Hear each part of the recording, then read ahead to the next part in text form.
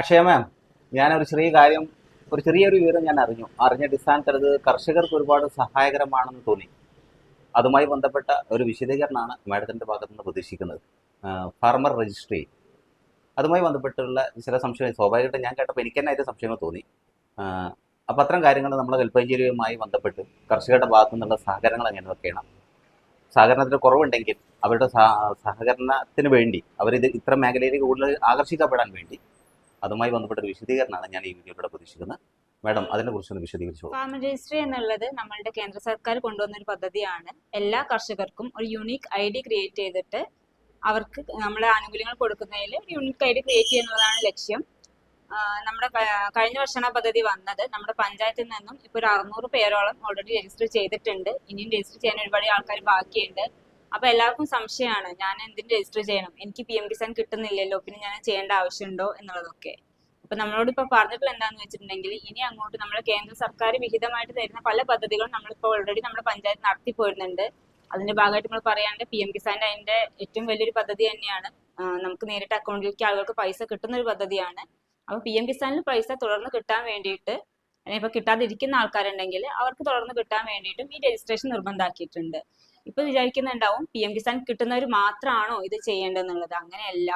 നമ്മൾ കേന്ദ്ര സർക്കാരിന്റെ കുറെ പദ്ധതികളുണ്ട്. ഇപ്പൊ നമ്മളുടെ MIDH എന്നുള്ളതിൽ നമ്മളിപ്പോ പല പദ്ധതികളും ഇവിടെ നമ്മൾ നടത്തിക്കൊണ്ടുവരുന്നുണ്ട്.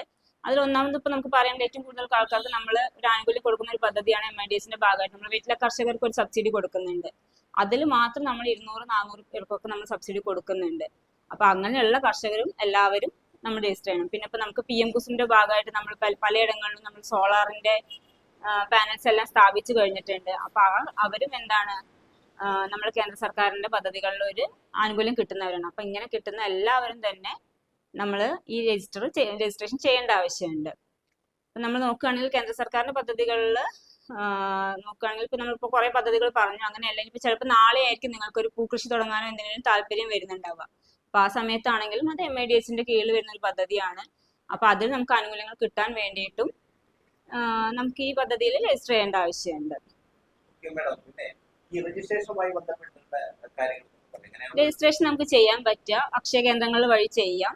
പിന്നെ നമുക്ക് കൃഷിഭവനിൽ നമുക്ക് നേരിട്ട് ചെയ്തു കൊടുക്കാൻ പറ്റും. അപ്പൊ രജിസ്റ്റർ ചെയ്യാൻ വേണ്ടിയിട്ട് സ്വന്തമായിട്ട് ഭൂമിയുള്ള ഒരാൾക്കാണ് ഇത് ചെയ്യാൻ പറ്റുക. ഇപ്പോൾ എനിക്ക് ഭൂമിയുണ്ട് കൽപ്പഞ്ചേരി പഞ്ചായത്തിലെങ്കിൽ ഞാൻ കൽപ്പഞ്ചേരി കൃഷിഭവനിലോ അല്ലെങ്കിൽ കൽപ്പഞ്ചേരി കൃഷിഭവനിലുള്ള ഏതെങ്കിലും ഒരു അക്ഷയ വഴി നമുക്ക് ചെയ്യാൻ പറ്റും. നമുക്ക് വേണ്ടത് എന്ന് പറഞ്ഞിട്ടുണ്ടെങ്കിൽ നമ്മൾ ആധാർ കാർഡ് നമ്മൾ കയ്യിൽ കരുതണം. പിന്നെ നമ്മുടെ ടാക്സ് റെസിപ്റ്റ്, ആ ടാക്സിൽ നമ്മളെ സർവേ നമ്പറാണ് ഇമ്പോർട്ടൻറ്റ്. പിന്നെ നമുക്ക് ഇതിൽ 3 OTP വരും. ഇതൊരു കുറച്ച് സമയം എടുക്കുന്ന പ്രൊസീജിയറാണ്. അപ്പോൾ 3 OTP വരും. അപ്പോൾ ഈ ഉടമസ്ഥന്റെ ആധാറുമായിട്ട് ബന്ധപ്പെട്ട ഫോൺ കൂടെ കയ്യിൽ കരുതണം. ഇത് 3 കാര്യങ്ങളാണ് നമുക്ക് രജിസ്റ്റർ ചെയ്യാൻ വേണ്ടത്. ഇത്രയും കാര്യങ്ങളായിട്ട് നമുക്ക് അക്ഷയയിലോ കൃഷിഭവനിലോ വന്നിട്ടുണ്ടെങ്കിൽ നമുക്ക് രജിസ്ട്രേഷൻ ചെയ്യാവുന്നതാണ്. അതെ, OTP വരുന്നു. 3 തവണയായിട്ട് നമുക്ക് OTP വരും. പല തവണകളായിട്ട് നമുക്ക് കൺഫർമേഷൻ കൊടുക്കാനുണ്ട്. അപ്പൊ അത് OTP മുഖാന്തരമാണ് നമ്മൾ ചെയ്യുന്നത്. അപ്പൊ OTP ആവശ്യമാണ്. നമുക്ക് ഫോൺ കയ്യിൽ വേണം.